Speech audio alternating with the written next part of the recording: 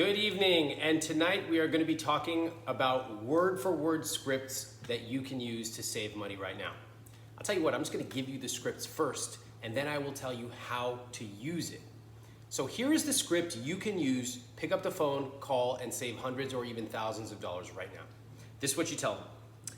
Hi, I'd like to discuss my options with you. I've been a good customer for 3 years, and COVID-19 is making it tough for me to continue my usual payments. I'd like to discuss your help with my options. What happens in this script?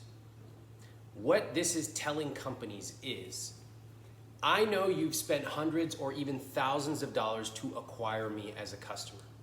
I know that you are taking a massive hit in revenue and profits right now.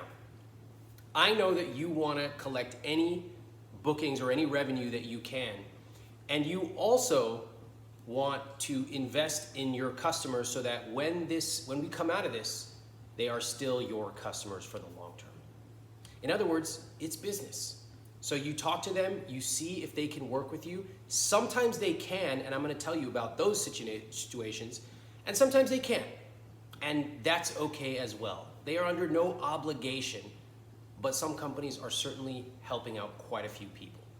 So this script is a slight tweak from the scripts in my book, where I cover scripts about credit cards, late fees, bank fees, all kinds of stuff. But right now, even using the word COVID-19 can often activate certain responses from companies. That is why I put that in the script. So let's zoom out and let's talk about how this applies to your money. And then I will tell you the types of places that you can call that are getting results from my readers. First off, most advice out there about saving money starts by saying, take a look at your entire house and go through it with a fine-tooth comb and cut 2% on everything. Something costs 25 cents, cut 2%. Something costs $2,500, cut 2%. I don't want to do that. It's like cleaning out my garage with a magnifying glass. No, thank you.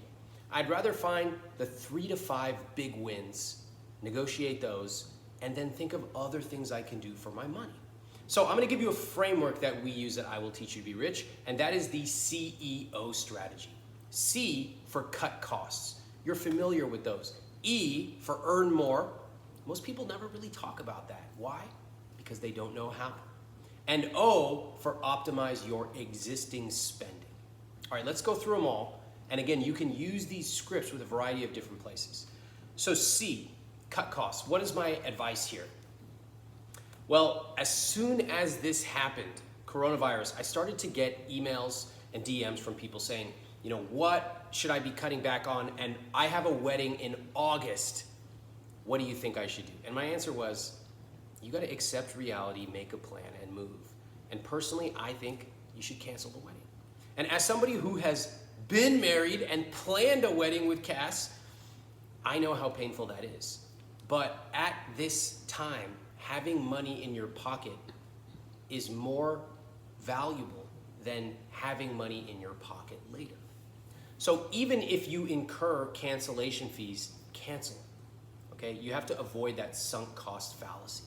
And so cutting costs means taking a look at any potential big expenses that you have planned for the rest of the year and really seriously considering canceling them.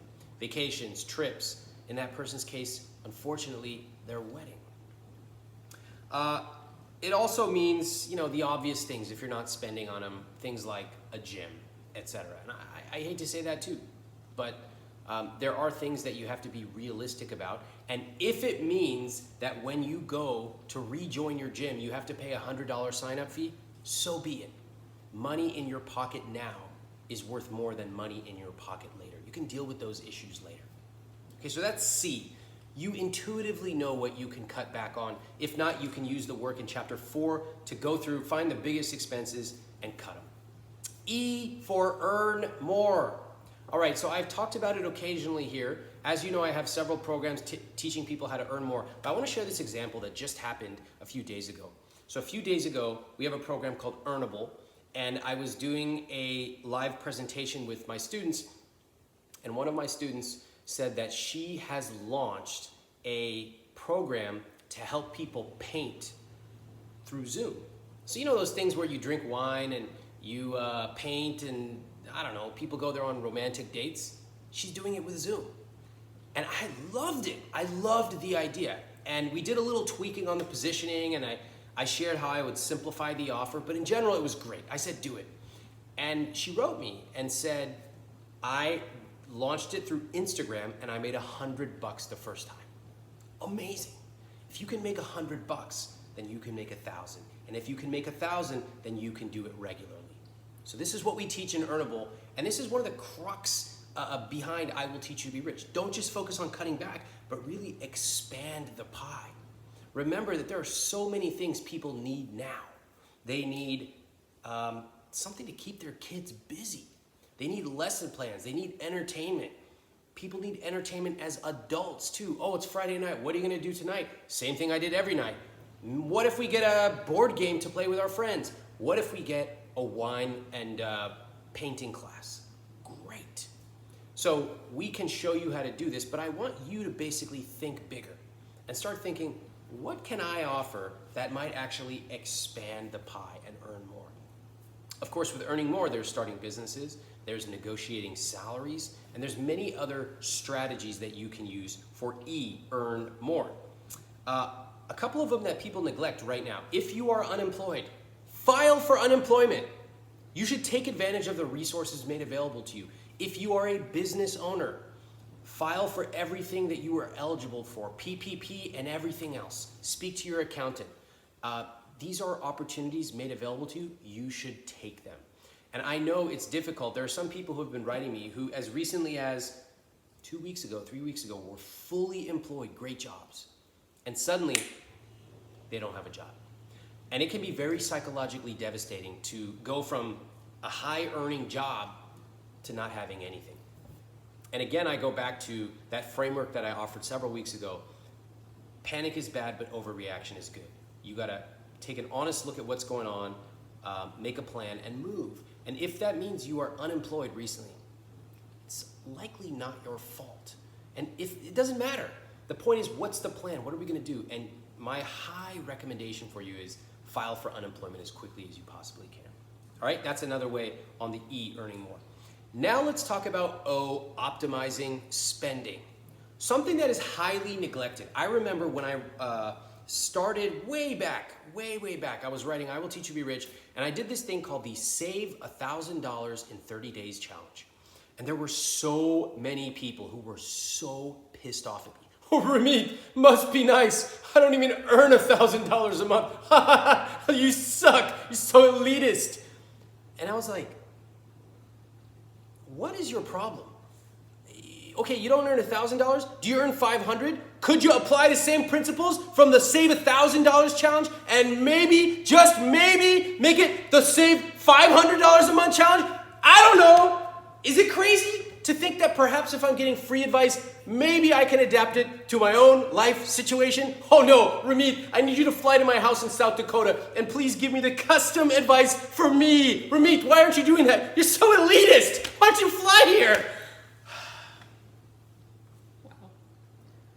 I decided that I would rather not live a life full of serving freeloaders who have the intellectual capabilities of a gnat. And instead I said, I'm going to serve the people who can apply my material to their life situation. Hence, these videos. No, I can't fly to your house in Tallahassee. However, I can do a bunch of videos, free and premium, and you can choose what level of engagement you like. Cass, what you think? Good? Is it a good strategy? I don't know. Let me just zoom in again. I think I'm sweating. Where was I? Wow. Oh, optimizer spending. Okay, let's just go back. Let's bring it back. So we all have areas of our life that we're already spending on. Now, what if we could optimize that spending? It turns out that with a little bit of optimization, you can actually save quite a bit of money. And frankly, a lot of my readers go through some of these steps and they're able to save thousands of dollars with a few phone calls and tweaks. Again, this is money you're already spending. So how are you gonna do it? Let me give you some advice. Okay, so let's start with the easy one. If you have car insurance, you're not driving as much, a lot of car insurance companies are offering discounts right now. Call them up, you'll save a few $100, done deal. The bigger win from that is not necessarily the money, because the money is relatively small. It's the fact that a lot of you don't believe this actually works. Oh, Ramit, yeah, maybe if I had the magical words you do, then I could do it. But I don't know, like, I don't use Geico. I use this, and it's some weird thing. No, the benefit here, even if you only save 10 or 20 bucks, is you make that phone call, you go, whoa, they actually just refunded my money? Or they just waived that fee? I just got a credit of $250. And suddenly, for the first time in most people's lives, you realize you have agency. You have some amount of control over your money. You see, for most of us, we've grown up where the bank is the same bank our parents use, so we just have it, and somebody raises our interest rate and we just pay it, and then somebody gives us our pay and we just accept it. But I'm teaching you how to take control, even if it's $5 or $10. And that's a magic moment. So call your car insurance company up. Then your cable company. Times are tough. I'm having trouble, if indeed you are. What can you do? I'd like to discuss options. How can you help me out? Boom, a lot of them save hundreds of dollars a year right there. Now it's starting to add up. Your credit card company, call them up. Oh, you didn't follow I Will Teach You to Be Rich and you got into credit card debt and you have an $11,000 balance at 14.99%, time to make that phone call. Many credit card companies now are holding off. They're allowing you to pause payments, at least for a couple of months. No fees, make sure you're paying no finance charges, no interest. And some of them are, I show you in the book, how do you lower your APR? Don't forget to ask. I have people who lower their APR by a huge amount, and the bigger your balance, the more you can save. So call those credit card companies up. Student loan payments. This is a huge deal. The bigger your student loan is, the more people ignore it. Don't do that. Don't put your head in the sand. The loan is not going away. So if you call them up, they're going to work through your options. And student loan companies are often doing things as well. I've heard a lot of stories from IWT readers. Also remember, most of you have never gone to a student loan payoff calculator. Google that, student loan payoff calculator. You can type in how much you owe, you can type in your interest rate, and you can simulate if you paid an extra 20 bucks a month, 50 bucks a month. For some of you, an extra $50 to $100 a month would save years off your total debt payoff. So I want you to take control. Don't just let them decide. Those companies want you to stretch it out and pay more in interest. No, you decide. And if you need to put those payments on pause, again, no finance, no interest charges, because the cash is more important to you right now, talk to them about it. See what options they'll give you. Finally, rent. Yes, some landlords are even being flexible. Call them up, say, look, this is the situation. What can you do? Work with me. And some landlords are doing a variety of things. They're pausing payments. They're waiving payments in some very rare cases. But you need to make a phone call. To zoom out again, why would any of these companies work with you? Because they spent a lot of money to find you. They know that it's better to collect some than to collect none. And they know that when this recovers, they want you to stay. They want good customers who stay for a long time. So that is the psychology here of making these phone calls. Now, as we wrap this part up, we can go to some questions, Cass. If people have got them, they can type them in the question box. Yes. And we will answer those. But overall, I just want to re-emphasize that main point. There's a lot of advanced things that I talk about in my material when it comes to, once you've got a substantial amount in your portfolio and what are all these things you can do, and investments and all that stuff. We also talk about some of my students, I feature them sometimes. This person made $200,000 last year with their side business. Okay, great. But you can see that it all starts with something as simple as a phone call. Something as simple as calling up one of the companies that you pay regularly, your cable company, your cell phone company, and saying, hey, what can you do? Work with me. And that phone call is so intimidating to people, and yet when you take control, you will be surprised at the kind of results you get. As you can probably tell, this isn't just about money. It's about taking control in all parts of your life. Cass? Do these scripts also work by email or only calling? They work by email sometimes, but it's better to do the phone call. Why? Because number one, you can get escalated. So if they say no, you say, okay, can you transfer me to your customer retention department? And two, I hate the idea, especially, Gen X, millennials, the idea that we can only do things by email. I hate these stereotypes about younger generations. Like, I'm young, I still use the phone if I need to, although of course I prefer texting and email. And sometimes for negotiations, you always want to have voice communication. So whenever I did a salary negotiation, whenever I did any kind of cell phone type, that kind of negotiation, always on the phone. You will become a better negotiator by listening and reading the intonation and, if possible, the body language of the person you're speaking to. Okay, so this woman booked a flight and a cruise, and they won't give her refund, will only give her vouchers. How would you respond to get the money back? Okay, I have two things to say. So first off, you probably got a lot of time right now, so you can actually pull up all the terms that you agreed to and read through them. And I say that because there's a lot of companies that are really trustworthy. And generally they do the right thing, but once in a while, one of their customer service reps might make a mistake. However, airlines are not those companies. They will screw you at every opportunity. In fact, they're almost built to do that. And so there are so many reports of companies where the airline screws them until somebody from the New York Times writes them and says, hey, why'd you do this? I'm a consumer reporter and you did this. They're like, oh, sorry, I don't know how that happened. Yeah, you know how it happened. You built up your KPIs so that customer service manager made that happen. So step one, read through your terms. But step two is they may have actually put that in the terms. So if that is the case, they're under no obligation. So in that case, I really want to emphasize this point. They're under no obligation to help you out. If it's not in the terms, then that's that. And so you have to accept that. That is part of negotiating. It's knowing that you can ask, but if they're not entitled or required to do it, they don't have to.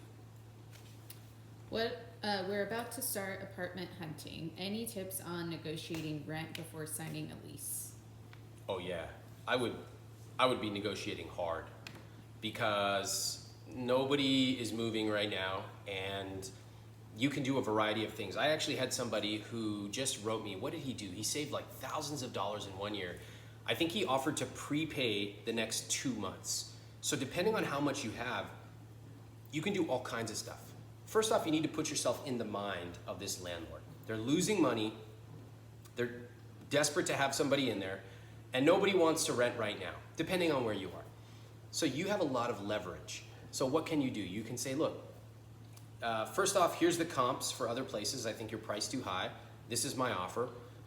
And or you could say, I'm willing to pay 6 months or 12 months in advance right here in order for you to knock off, let's say, 2 months of rent, right? Cash in the bank, here you go, take it right now. Of course, the best option when it comes to negotiating is having other options.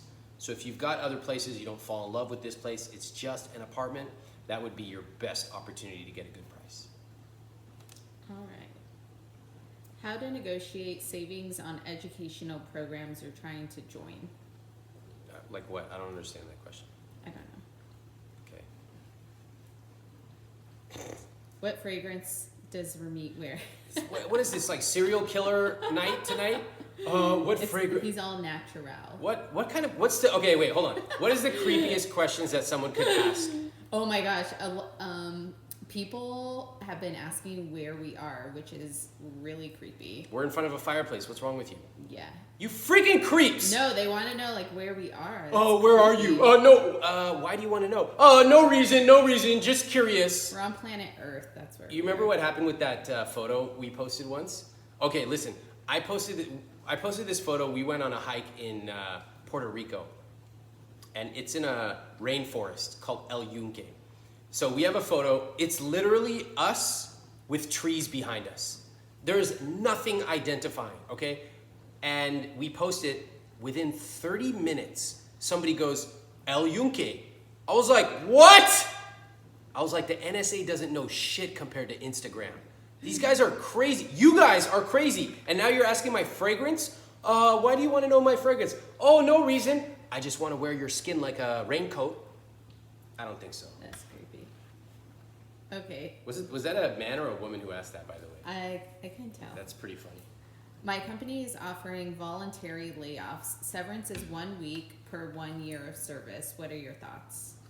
I don't want to speak about this because I'm not expert enough. So unfortunately, I'm going to pass on that one. Okay. Advice for people who feel super behind. 30 years old, no savings, 40K in 401k. Okay, let me restate the question so everybody hears it again. I feel behind. What is your advice? I'm 30 years old, no savings, but I have $40,000 in my 401k. Okay, this is a great question. How many people here feel behind? Like, maybe you graduated with a lot of debt. Maybe in your 20s you just didn't care about buying New York Times best-selling book, I Will Teach You to Be Rich, and following every single piece of advice, even though it only would have taken you 6 weeks. Anybody here? Anybody make the biggest mistake of their life financially? Okay, that's okay. I have compassion as long as you're watching now. Fine, we're all friends. So I'll give you the truth. I'm not gonna blow smoke up your ass. If you missed your 20s or 30s and your opportunity to save and invest, it's gonna be much, much harder. Why? Because the time that compounds from your early 20s is incredibly powerful. It's almost unstoppable if you start investing back then.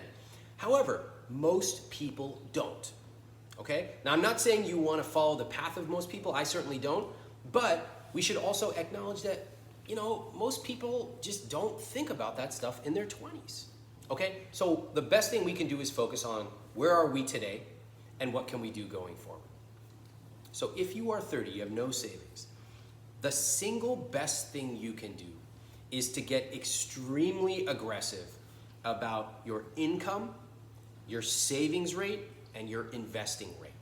And that means you need to get very honest with, do you have a job that is paying you the kind of money that you need to hit your goals? Oh, you don't even know what your goals are yet. So you need to read the book. You need to go through and decide, like, what kind of life am I gonna live? If your answer is, you know, I wanna fly on jets, that's probably not gonna happen. If your answer is, I don't know, I just wanna be comfortable and like go on vacation, I want you to get a little bit more specific, okay? You're 30. That's that time where you could just be like, I don't know. The time, if you wanna actually save and get ahead now, you need to have a vision of where you wanna go.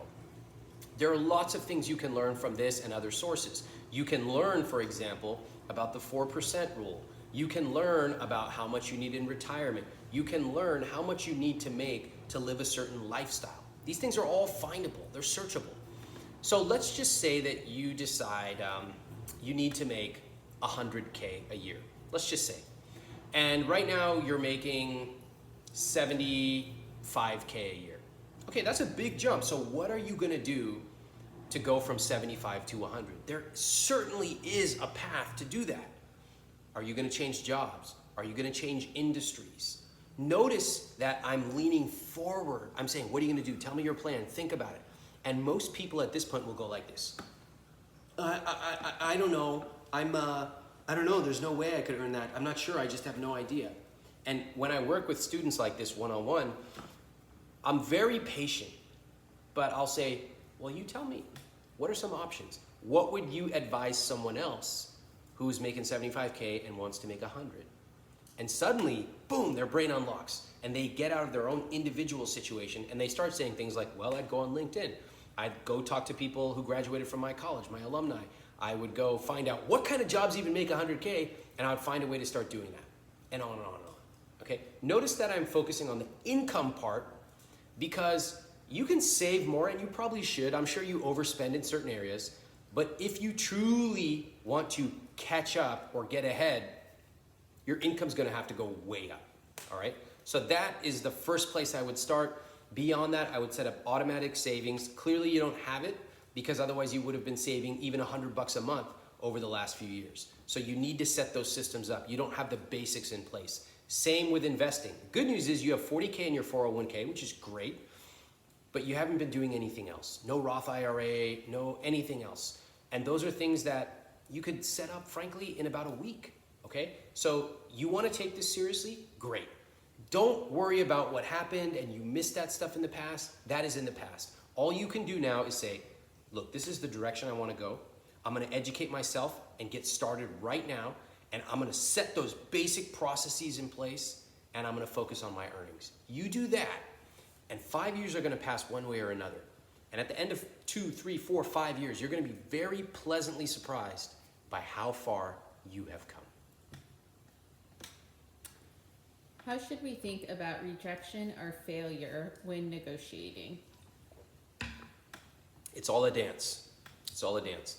When you negotiate, you should remember that 80% of the work is done before you ever set foot in the room. So for example, with a salary negotiation, the work is done by making sure you understand the company that you're currently working at, by speaking to your boss, by asking what it takes to be a top performer. And you can see me talk about this. You can Google Ramit Sethi negotiation. You can also go to iwt.com/products and get the no stress negotiation course, which shows you the exact words and even body language to use when you go into a negotiation. What if they say, that's just our standard rate? How do you respond? So the first thing to know is 80% of the work is done before you get in the room. How do you position yourself? What questions do you ask? All that matters way more than what happens in the room. But once you get in the room, you want to conduct yourself like a professional. Too often you see people walking in saying, I want more. Why? Get out of my office. That's exactly what happened to me. When I was young, I was a consultant. I walked into my boss's office. I was like, I'd like to negotiate a raise. He's like, why? And I was like, I didn't expect that. I was like, cause I've been here a while. He's like, get out of my office. I was like, okay. I just walked out. I never did that again because he was right. He kicked my ass out. I had no reason. I just walked in like, hey, can I have some money? No, get out. So you need to have a reason and you need to actually be good. No boss just gonna hand you money for free or for no reason. But you also need to ask. Now the question was about failure. What if you get rejected? Okay, spend a day, eat some ice cream, you feel horrible about yourself, fine. But I'm more focused on what do you do on day 2? How do you recenter and learn from this experience? It's not a failure, it's just a test. You tested something, it didn't work, let's learn from it. So I would do a really candid assessment. What were all the steps of that negotiation? If I just walked in and said, hey, I'd like to ask for a raise, and my boss was not having it, what did I do wrong? Did I not lay the groundwork? Did I not say it right? Was I not prepared for that question? How could I have prepared? And if you're not even sure what questions to ask, then get no stress negotiation so you know what questions to ask. Most of the time in a negotiation, it's your strategy that's wrong, not just your tactics. So you can have the smoothest lines, but if you didn't set the groundwork before you walk in the room, you're sunk. It doesn't matter how smooth you are. So back to the failure. You feel bad for a day, you analyze what went wrong, and then you say, what can I do going forward? Remember, you're not entitled to a raise. You're not entitled to win at any negotiation. And this is a critical thing a lot of people get hung up on. They're like, well, I did this and I asked the right thing and I had the right body language and I still didn't get it. It's like, yeah, you don't always get it. The best people in a company get the lion's share of the raises and everybody else gets scraps or nothing at all. That's the way the world works, okay? So what is it? So the question is not, oh, why is it so unfair? The question is, what does it take to be the best? What can I do? And so you got to refocus on asking that question, making sure that you are aligned with your boss, and then going at it again. And finally, if you still keep getting rejected, then you need to ask yourself, is this a company where I'm actually going to be able to make more, or do I need to move somewhere else where my skills are better taken advantage of? All right, with that, I want to wrap up with a couple of things. First off, I want to thank everyone for coming to these videos. This has been awesome. Tonight, I have an announcement to make, which is this will be the final fireside chat in this format.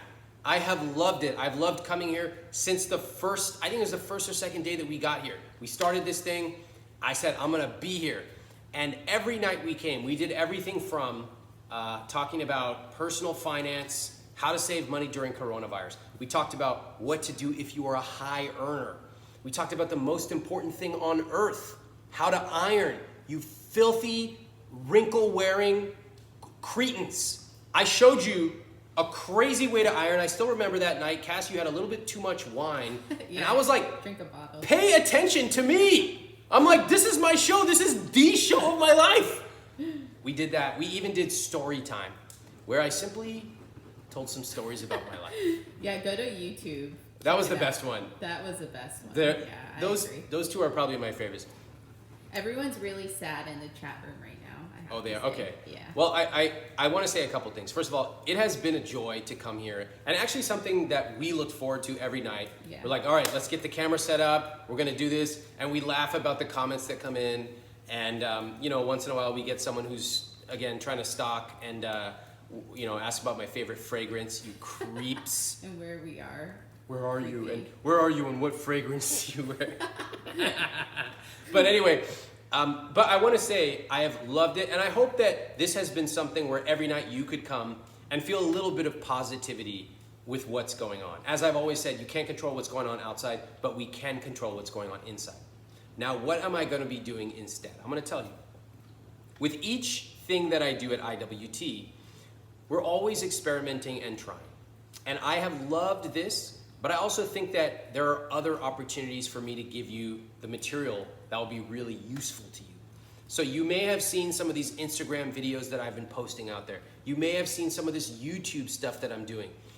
Some of you have even started asking me about some of this other stuff that I do behind the scenes. Like, for example, would it be helpful for you to see me actually coaching somebody one-on-one? I think that would be awesome, but that's hard to do in a format like this. So please stay tuned. I have a whole bunch of new stuff coming out. I'm not disappearing. I'm not going anywhere. In fact, when did I start this thing? 2004 is when the blog started. That's 16 years. I'm not going anywhere. I love this. This is my rich life, all right? But I'm always experimenting with the format so that I can offer something amazing. So stay tuned. Tell your friends.